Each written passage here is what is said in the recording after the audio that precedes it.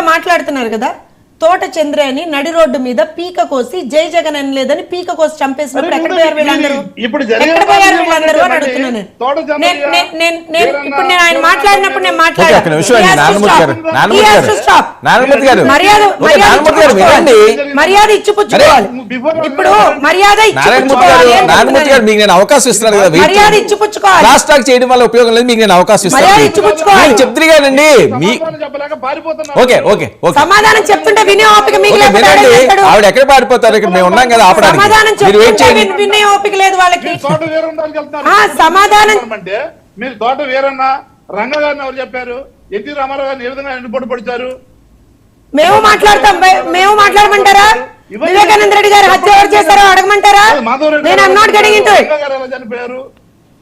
పింగళ దశరథ ఎట్లా చనిపోయారు? Vijayawada okay okay okay okay వినండి వినండి నారాయణమూర్తి గారు